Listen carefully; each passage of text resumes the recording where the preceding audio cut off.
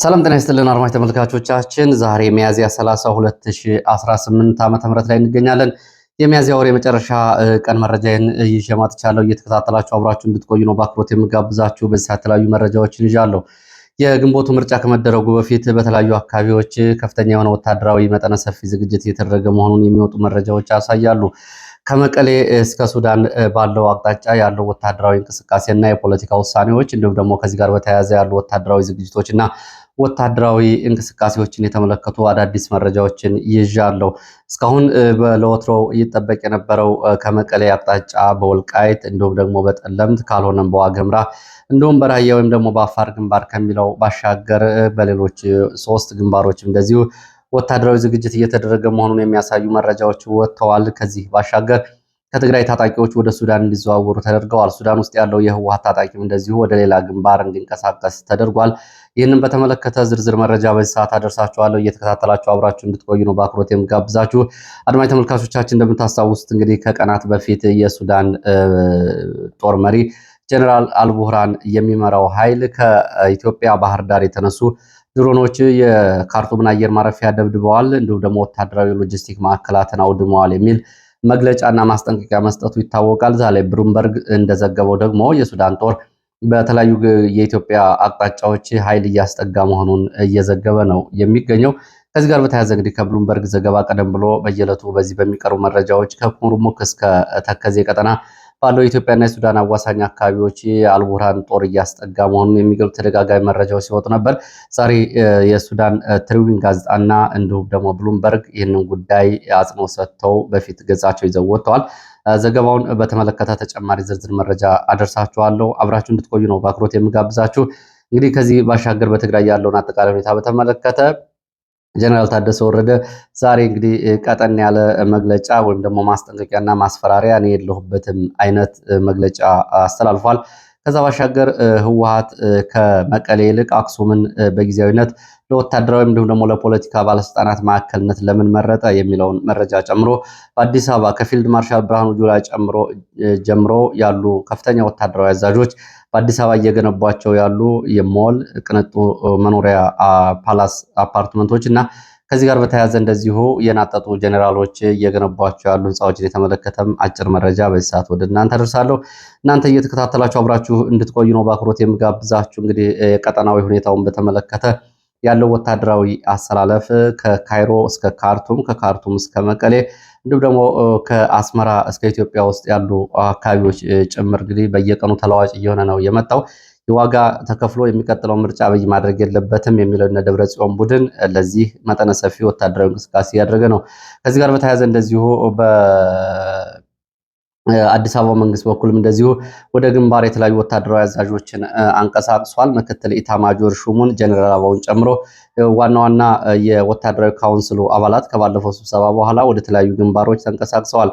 ከዚህ ጋር በተያያዘ በራያም በጠለምት ግንባርም ዋና ዋና ወታደራዊ አዛዦች በግንባር ከሚገኙ አዛዦች ጋር እየተነጋገሩ ነው የሚገኘው። ዛሬ በመቀሌም እንደዚሁ አየር ኃይል በዘመናዊ ሚግ ተዋጊዎች ዝቅ ብሎ በረራ ሲያደርግ ነበር። ይሄ በረራ እንግዲህ በነ ደብረጽዮን ስብሰባ ጭምር አሉታዊ ተጽዕኖ ስለማሳረፉ የሚገልጹ መረጃዎች አሉ። በዝርዝር እንድትከታተሉ ነው በአክብሮት የምጋብዘው። ሀሳብ አስተያየት ቢኖራችሁ ጥቆማ ዜናችን@gmail.com ታስቀምጡ ትችላላችሁ። ዛሬ ማለዳ በነበሩ መረጃዎች ብዙዎቻችሁ የመረጃውን አቀራረብ የመረጃዎቹን ጥራት በተመለከተ በርካታ አስተያየቶች ሰጣችኋል። በእጅጉ አመሰግናለሁ። ወደ መረጃዎቹ ነው የምሄደው። ወደ መረጃዎች ሲሄድ መቀሌ ነው በቀጥታ የምንገባው። መቀሌ ዛሬ የጦር ጀቶች በመቀሌ እና እስከ ራያ አለማጣ ባሉት አካባቢዎች እንደዚሁ ጥንድ ሆነው አሰሳ ቅኝት ማድረጋቸው የታወቀው። በተለይ መቀሌ ከተማ ዙሪያ የነበረው የተዋጊ ሚጎች በረራ የነ ደብረጽዮንን ስብሰባ ለተወሰኑ ደቂቃዎች አቋርጦ እንደነበር መረጃዎች ገልጸዋል። ዛሬ ረፋድ ላይ በመቀሌ ሰማይ የተዋጊ ጀቶች ዝቅ ብለው ሲበሩ ይሄ በ3 ቀናት ውስጥ ለሁለተኛ ጊዜ ነው። እንደዚሁ ከቀናት በፊትም በተመሳሳይ በመቀሌ ከተማ አውሮፕላኖቹ ዝቅ ብለው ሲበሩ ነበር። ይህን ከፍተኛ ድንጋጤ ፈጥሯል። እንግዲህ ከአሁን በፊት በትግራይ የነበረውን ጦርነትና የጦርነቱን ጠባሳ ተከትሎ አሁንም የአየር ድብደባ ሊፈጸም ነው በሚል ብዙ ሰዎች ከፍተኛ ስጋት ውስጥ መግባታቸውን እና ለዚህ ደግሞ አንዳንዶቹ ማስጠንቀቂያ ምክረ ሀሳብ ሲሰጡ ታይቷል። ከዚህ ጋር በተያያዘ እንግዲህ በዛሬ ነደብረጽዮን በመቀሌ ስብሰባ እያደረጉ በነበረበት ሰዓት ነው ይሄ የጀቶቹ ሲያንዣብቡ የነበረው። ጀቶቹ ለ2 ቀናት በመቀሌ ሰማይ በተደጋጋሚ በረራ ያድርጉ እንጂ እስካሁን የተፈጸመም ጥቃት የለም። እስከ ራያ ቀጠና ድረስ ነው ጥንዱ ነው በረራ ሲያደርጉ የነበሩ አውሮፕላኖቹ። እነ ደብረጽዮን ከዛሬ በነበረው ስብሰባ የታደሰ ወረደን ቢሮ ከተቆጣጠሩ በኋላ ዛሬ 13 ካቢኔ ያለው የክልል አስተዳደር ማዋቀራቸውን መረጃዎች ያሳያሉ። በዚህ መሰረት ደብረጽዮን እንግዲህ በምክር ቤት ተመርጧል በሚል ፕሬዚዳንት፣ እንዲሁም ደግሞ ደብረጽዮን ደግሞ ምክትል አድርጎ አማኑኤል አሰፋንና ሌሎች 13 የክልሉ የካቢኔ አባላትን አዋቅሮ ወደ ስራ መግባቱን ደብረጽዮን አሳውቋል። ይህንን ተከትሎ እንግዲህ በጀቶቹ በረራ ምክንያት ለተወሰነ ሰዓት የደብረጽዮን ስብሰባ ተቋርጦ ነበርና ከዛ በኋላ እንደገና መቀጠሉን የመረጃ ምንጮች ገልጸዋል። ይህንን ተከትሎ ጀነራል ታደሰ ወረደ ዛሬ እንደዚሁ ወደ ቀጠን ያለ መግለጫ ሰጥቷል። መግለጫው እንግዲህ ድምፀቱ ዝቅ ያለ ቢሆንም ግን እኔ የለሁበትም የሚል ማስጠንቀቂያ ይመስላል። ጀነራል ታደሰ ወረደ በዚህ የሰለለ መግለጫው እና በቀጭን ድምፅ መግለጫ ጀነራሉ በተሳሳተ ስሌቶች አደገኛ መንገድ ከባድ አደጋ እየመጣ ነው ሲል አስጠንቅቋል። ለዚህ እኔ የለሁበትም ነው የሚለው ጀነራል ታደሰ ወረደ። አደጋው ተረድቶ አስቸኳይ የትግራይን አጠቃላይ ፖለቲካ የሚመለከተው ኃይል ስብሰባና ውይይት ማድረግ ያስፈልጋል። ተመርጫለሁ በሚል በታጣቂ ቡድን ደግሞ በታጠቀ ኃይል ቢሮ የገባው ቡድን እና ስብሰባ እያደረገ የሚገኘው ቡድን ቀጣይ ለሚመጣው አደጋ በኃይል ስልጣንና አስተዳደሩን ተቆጣጠር ያለውና አስተዳደር የዘረጋው ኃይል ተጠያቂ ይሆናል ብሏል። እንግዲህ ቀጣይ ምን አደጋ ሊመጣ እንደሚችል ጀነራል ታደሰ በተደጋጋሚ እያስጠነቀቀ ነው የሚገኘው። ከዚህ ጋር በተያያዘ እንግዲህ ጀነራል ታደሰ ይህንን ይናገር እንጂ እነ ደብረጽዮን ግን ስራቸውን ቀጥለዋል። የህወሓት ወታደራዊ ዘመቻ ስምሪት ከትግራይ ወደ ሱዳን ቁጥሩ ያልታወቀ ታጣቂ በትናንትናው ዕለት ከአርሚ 60 እና ከሌሎቹ አርሚዎች የተውጣጣ መንቀሳቀሱን የሚገልጹ መረጃዎች ወጥተዋል። ይህ እንግዲህ በሱዳን ያለው የህወሓት ታጣቂ ወደ ሌላ ግንባር መዘዋወሩን ተከትሎ በሁመራ ትይዩ ሸረሪና ተብሎ በሚጠራው የስደተኞች መጠለያ የሚገኘው የሳምሬ ቡድን ወይም ደግሞ አሁን አርሚ 70 እያሉ የሚጠሩት ቁጥሩ መናመኑን ተከትሎ ነው ከትግራይ ወደዛ እንዲንቀሳቀስ የተደረገው። ከትግራይ እንዲንቀሳቀስ የተደረገው ኃይል ከተለያዩ አርሚዎች የተውጣጣ ኃይል ነው እንዲንቀሳቀስ የተደረገው። እግረኛ መካናጅ ተብሎ የተከፈለ ኃይል እንደሆነ ነው ወደ ሱዳን እየተንቀሳቀሰ ያለው መረጃዎች የሚገልጹት። ሸረሪና ያለው ኃይል ደግሞ ከፊሉ ከአልቡርሃን ጦር ጋር ወደ ሌላ ግዳጅ ገብቷል ነው የተባለው። በግዳጁ መሰረት ወደ ብሉ ናይል የሱዳን ግዛት ወይም ደግሞ በኢትዮጵያ የቤኒሻንጉል ጉምዝ ግንባር ተዛውሯል። የህወሓት አብዛኛው ታጣቂ ሱዳን ውስጥ ያለው የህወሓት ታጣቂዎቹ በቤኒሻንጉል በሁለት ግንባር ደማዚን ተብሎ በሚጠራው በኩል ወደ ሸርቆሌና ኩርሙክ አቅጣጫ ከሱዳኑ የአልቡርሃን ጦር ጋር ተዛውረዋል ነው የተባለው። የአልቡርሃን ጦር በዚህ ግንባር ከፈጥኖ ደራሽ ኃይሉ ወይም ደግሞ አርኤስኤፍ ጋር ከባድ ውጊያ እያደረገ ነው የሚገኘው። እንደሚታወቀው የህወሓትና የአልቡርሃን ጦር ከቤኒሻንጉል ታጣቂዎች ጋር በሸርቆሌ ኩርሙክ በእነዚህ ግንባሮች መጠጋቱና ወሳኝ የተባሉ ገዥ መሬቶችን መልሶ ለመቆጣጠር አልቡርሃን ለሚያደርጋቸው ዘመቻዎች ዝግጁ ለመሆን ነው የህወሓት ኃይል በዚህ ግንባር እየገባው። ከዛ ከፍ ሲልም እንደዚሁ በዚህ እስካሁን ህወሓት ጦርነት ያደርግባቸው ከነበሩ የተለመዱት የሰሜን ኢትዮጵያ ግንባሮች ባሻገር አሁን ጦርነቱን ዓለም አቀፍ ለማድረግና በሱዳን አቅጣጫ ለማድረግ እንቅስቃሴ እያደረገ ነው። ለዚህ ሲባል ነው እንግዲህ ከአርሚ 70 በርካታ ታጣቂ ወደ ቤኒሻንጉል ደማዚን ወይም ደግሞ ብሉ ናይል ግዛት እየተጠጋው ተብሏል። ከዚህ ቀደም ብሎ እንደምታስታውሱ አድማጭ ተመልካቾቻችን የቤኒሻንጉል የታጣቂዎች ወደ አንድነት መምጣትን ተከትሎ የቀድሞ የአጋዚ የኮማንዶ አባል የነበረው የአካባቢ ተወላጅና ከህወሓት ሰዎች ጋር ቅርበት አለው የተባለው እንዲሁም ደግሞ በቤኒሻንጉል ጉሙዝ ክልል የኡራ ወረዳ የሰላምና ደህንነት ኃላፊ የነበረው ሱሌማን አደም አሁን ታጣቂ ኃይል እየመራ ከህወሓት ጀኔራሎች እና ከአልቡርሃን ሰራዊት እንደዚሁ ትዕዛዝና ወታደራዊ ድጋፍ እየተደረገለት በዚህ ግንባር እየተንቀሳቀሰ ይገኛል። እነዚህ እንግዲህ የፊት መንገድ ጠራጊዎች ናቸው።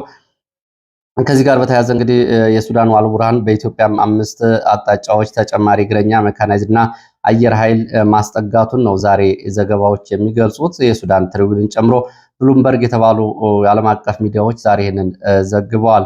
እንግዲህ ከዚህ ጋር በተያያዘ የኢትዮ ፎከስ የመረጃ ምንጮችን በቀጠናው ያለውን ሁኔታ በተመለከተ ቀደም ብሎ ከባህር ዳር የተነሱ ድሮኖች ጥቃት ፈጸሙብኝ የሚል መግለጫ የሰጠው አልቡርሃን አሁን ጦር እያስጠጋ ነው የሚገኘው። በአጸፋ ምላሽ ለመስጠት ዘጋጃለሁ፣ እገደዳለሁ ሲል የነበረው አልቡርሃን እንግዲህ በደንብ ነጥቦቹን ማያያዝ ያስፈልጋል። ቀደም ብሎ ከባህር ዳር የተነሱ ድሮኖች ጥቃት ፈጸሙብኝ አለ። ይህንን በተናገረ በሁለተኛው ቀን በ5 የኢትዮጵያ አቅጣጫዎች በምስራቅ ሱዳን ከብሉ ናይል እስከ ከሰላ ባለው ግዛት ተጨማሪ ኃይል እያስጠጋ ነው የሚገኘው።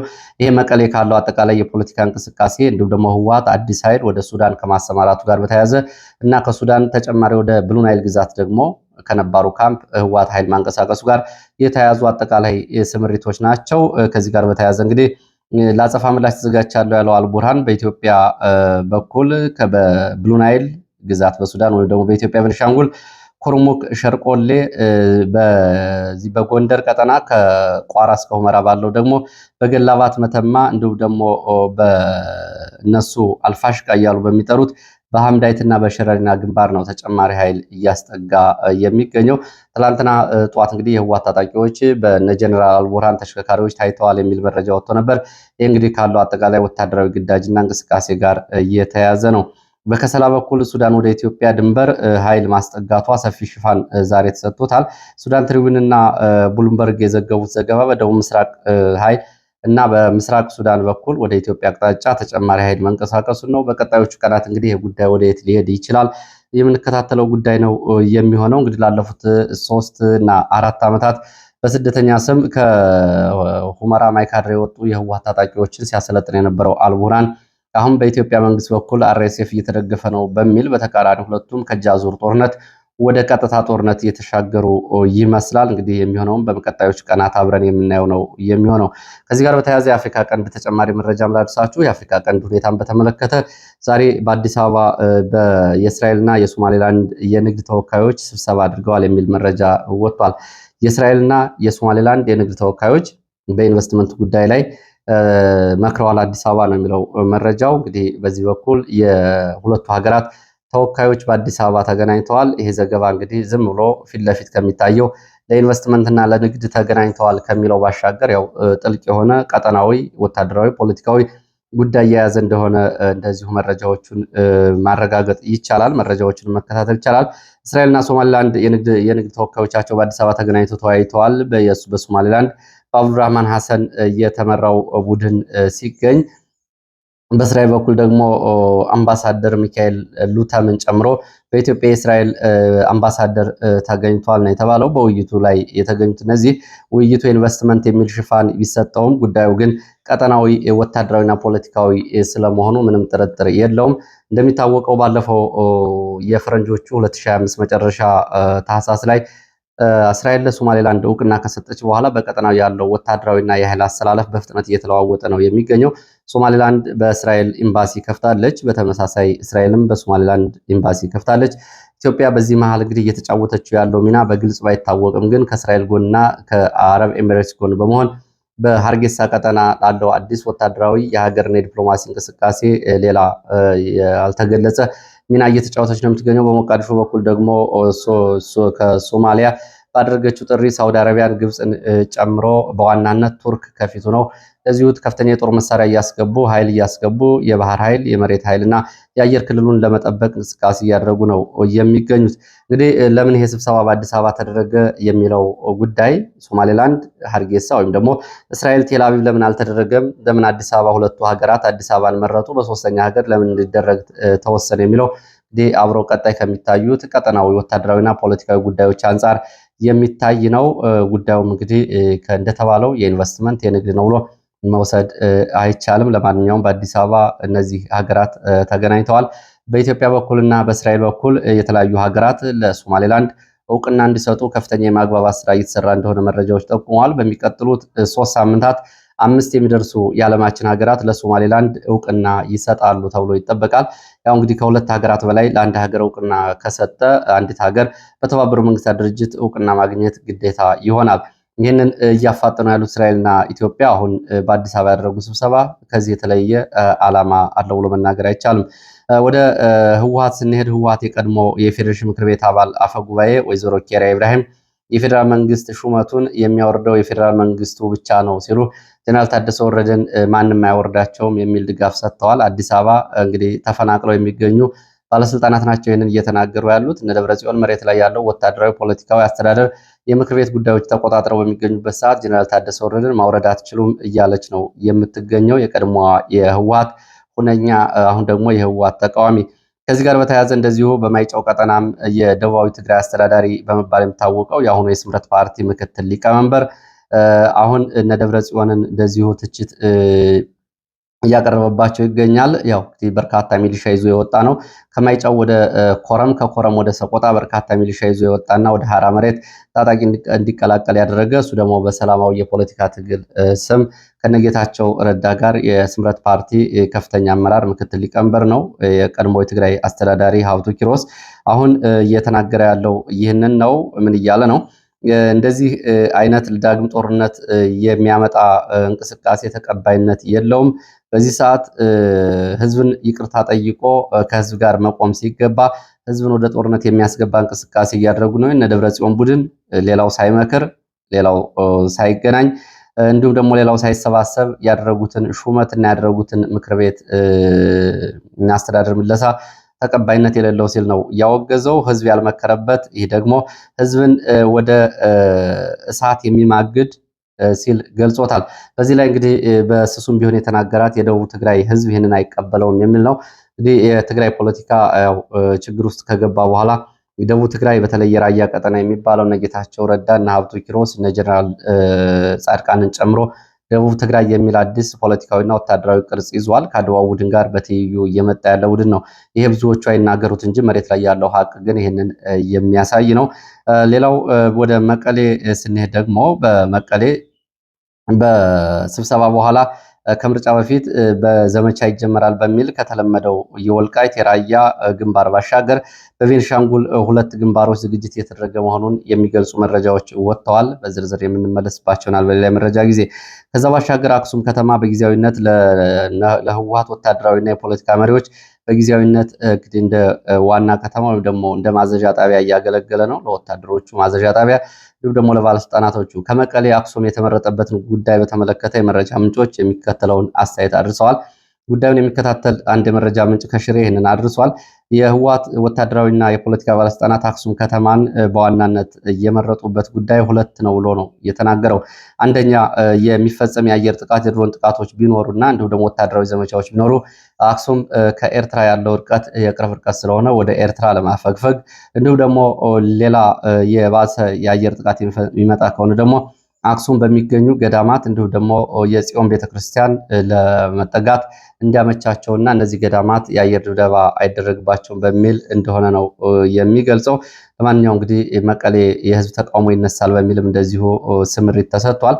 የነ ደብረ ጽዮን እርምጃ የሚያወግዝ ሰልፍ ለማድረግ በነጌታቸው ረዳና በነጻድቃን በኩል እንቅስቃሴ የተደረገ ነው በሚል በየከተሞቹ ከዚህ ጋር የተያያዘ እንቅስቃሴ የሚያደርጉ አካላት በቁጥጥር ስር እንዲውሉ እንደዚሁ ስምሪት ተሰጥቷል፣ ትዕዛዝ ተሰጥቷል። በነ ደብረጽዮን በኩል እነ ደብረጽዮን መቀሌ፣ ማይጨው፣ ሽሬ፣ አዲግራት ከተሞችን ጨምሮ የነ ደብረጽዮን መፈንቅለ መንግስት በሚቃወም በነ ጀነራል ታደሰ ላይ የተፈጸመውን መፈንቅለ መንግስት የሚቃወም ሰልፍ እና ተቃውሞ ይደረጋል፣ ለዚህም እንቅስቃሴ የተደረገ ነው በሚል ይህን የሚያደርጉ አካላት በቁጥጥር ስር እንዲውሉ ትዕዛዝ ተሰጥቷል። ሌላው በዚሁ በሽሬ ቀጠና ከሽሬ ቀጠና ከሰዓት በኋላ አርሚዎች እንቅስቃሴ አድርገዋል። ደብረ አባይ ተብሎ ከሚጠራው አካባቢ አዲ ድንኮሎ ተብሎ ወደሚጠራ ወደ ተከዜ አቅጣጫ አርሚ 13 እና አርሚ 11 እንቅስቃሴ ማድረጋቸው ተገልጿል። ከዛ ባሻገር ቆላ ተንቤን ተብሎ ከሚጠራው አብያዲ አካባቢ ዛሬም ወደ ሽሬ ተጨማሪ ህወሓት ታጣቂዎች ተንቀሳቅሰዋል። ከሽሬ ወደ ደብረ አባይ፣ ከሽሬ ወደ ሽራሮ እንደዚሁ አዳዲስ ስምሪቶች ከሰዓት በኋላ መሰጠታቸውን የመረጃ ምንጮቹ ይህንን ገልጸዋል።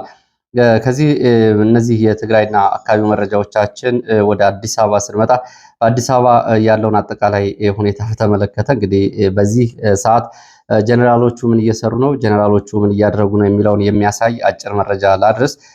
ከመረጃ ምንጮቹ የመጣው እንግዲህ እነ ፊልድ ማርሻል ብርሃኑ ጁላ በአዲስ አበባ ዘመናዊ መኖሪያ ህንፃዎችን፣ ሞሎችን እና እንዲሁም ደግሞ የገበያ አዳራሾችን እየገነቡ እንደሆነ የሚገልጹ መረጃዎች ናቸው። ፊልድ ማርሻል ብርሃኑ ጁላ ገርጂ ኢምፔሪያል ውሃ ልማት አቅራቢያ እንዲሁም ደግሞ ቦሌ ሆምስ ተብሎ የሚጠራው አካባቢ ቅንጡ ህንፃዎችን እየገነቡ እንደሆነ መረጃዎች ገልጸዋል። ጀነራል አልመሸት ደግፌ እንደዚሁ በተመሳሳይ ከጎሮ ወደ አዲሱ ኤርፖርት በሚያስገባው አዲሱ መንገድ ዳር እንደዚሁ የገበያው አዳራሽ አፓርትመንት እየገነቡ እንደሆነ የመረጃ ምንጮች ገልጸዋል። እንግዲህ በስራው ላይ ያሉ የመረጃ ምንጮች እንደገለጹት እያንዳንዱ ጀነራል ከ1500 ካሬ ሜትር ቦታ ጀምሮ ተጨማሪ ማበረታቻ በሚል ወስደዋል። ከዚህ በፊት 3-4 ጊዜ የወሰዱ ጭምር ናቸው አሁን የወሰዱት። እንግዲህ በዚህ ሁኔታ አገር ቀውጢ በሆነበት ሁኔታ በዚህ ሰዓት ጀነራሎቹ ከተራ ወታደር እስከ ጀነራሎቹ ድረስ በዝርፊያና ሀብት በማሰባሰብና ሀብት በማካበት ላይ ይገኛሉ ብለዋል። ቦሌ ሆምስ አካባቢ የሚገነባው የፊልድ ማርሻል ብርሃኑ ጁላ ፓላስ በዚህ ወቅት በኢትዮጵያ ኑሮ ውድነት እንዲሁም ደግሞ በታወቀ የመንግስት ደመወዝ ሊገነባ ቀርቶ ሊታሰብ የማይችል ነው ሲሉ ነው የገለጹት። እንግዲህ ይህንን በተመለከተ ከወርቅ ንግድ እስከ ጦር መሳሪያ ንግድ እንዲሁም ደግሞ ከሰዎች ንግድ ህገወጥ ሰዎች ዝውውር እስከ ማዕድናት ንግድ ያሉ ጉዳዮችን በተመለከተ ወደፊት ሰፋ ያሉ ፕሮግራሞች የሚያስፈልጉት ይመስለኛል። እንግዲህ እንደ ሁኔታው የምናየው ይሆናል። ወደ ሌላው መረጃችን ስንሄድ ወደ ምዕራብ ኢትዮጵያ የሚወስድን መረጃ ነው የማስከትለው። በምዕራብ ኢትዮጵያ ሁለት ታጣቂ ቡድኖች ህብረት እየፈጠሩ እንደሆነ የሚገልጽ መረጃ ወጥቷል። በሱዳን በኩል ድጋፍ የሚደረግላቸው ሁለት ታጣቂ ቡድን ህብረት እየፈጠሩ ነው። አንደኛው የጉምዝ ኃይል ነው። ባለፈው እንግዲህ ግንባር መፍጠሩን ገልጾ ነበር። አሁን ደግሞ የጋምቤላ ጥበቃ ኃይል የሚባሉ ታጣቂዎች በጋምቤላ የሚንቀሳቀሱ ወደ አንድነት እየመጡ ነው። በተለያየ ጊዜ ከሱዳን መንግስት ከህዋት ድጋፍ እየተደረገላቸው አሁን ወደ አንድነት በምዕራብ ኢትዮጵያ እየመጡ ነው ብለዋል። እንግዲህ ይህንን ከሚቀጥለው ዘመቻ ጋር አብሮ የሚያያዝ ነው የሚሆነው። ወደ ሌላ መረጃችን ስንሄድ መካከለኛው ምስራቅ አጫጭር መረጃዎችን ላድርስ። በመካከለኛው ምስራቅ አሜሪካና ኢራን እንደገና ወደ ተኩስ ገብተዋል። አሜሪካ ኢራን የተሰጣትን ድል ትጠቀምበት እያለች ነው የምትገኘው። ኢራን ደግሞ ከወታደራዊ ዘመቻ ባሻገር ዲፕሎማሲያዊ ማስፈራራትን አሜሪካ ተያይዘዋለች። በዚህ የሚሆን ነገር የለም፣ የሚያጎበድድ ኢራናዊ የለም እያለች ነው የምትገኘው። ዩናይትድ አረብ ኤሚሬትስ ከኢራን ጥቃት መርከቦችን አውጥቻለሁ ብለዋል። ነዳጅ የጫኑ መርከቦችን በሆርሙዝ ሰርጥ ጂፒኤሳቸውን ወይም ደግሞ ጥቃት የሚያጋልጡ የግንኙነት መሳሪያዎቻቸውን በማጥፋት እንዲያመልጡ አድርጋለሁ ብላለች። ኢራን በሆርሙዝ ሰርጥ እና በሰርጡ የሚያልፉ መርከቦችን እና የሚከፈለውን ቀረጥ በተመለከተ የሚቆጣጠር እና የሚያስተዳድር አዲስ መስሪያ ቤት ማቋቋሟን ይፋ አድርጋለች። ኢራን በሆርሙዝ ሰርጥ እገዳ ምክንያት 1500 መርከበኞች እና ከ20 ሺህ በላይ ሰራተኞች አሁንም ችግር ላይ ወድቀው ይገኛሉ ተብሏል። አሜሪካ በተደጋጋሚ በኦፕሬሽን አስለቅቃቸዋለሁ ብትልም ያደረገችው ነገር የለም። አሜሪካ በሆርሙዝ ሰርጥ በኢራን መርከቦች ላይ የሚሳኤል ጥቃት መፈጸሟን ተከትሎ ኢራንም የአየር ክልሏና የአየር ጥበቃዋን ራዳሮቿን እንደገና በተጠንቀቅ አቁማለች። የሚሳኤል ያጸፋ ምላሽም ሰጥታለች። የደረሰው ጉዳት ግን አልተገለጸም። ይህን ቢቢሲ ነው እየዘገበው። ለሰዓት ከተለያዩ አካባቢዎች ያሰባሰብኳቸው አጫጭር መረጃዎች እነዚህን መስሉ። እየተከታተላችሁ ስለሆነ በእጅጉ አመሰግናለሁ። በሌሎች ተመሳሳይ መርሃ ግብሮች እስከምንገናኝ መልካም ጊዜ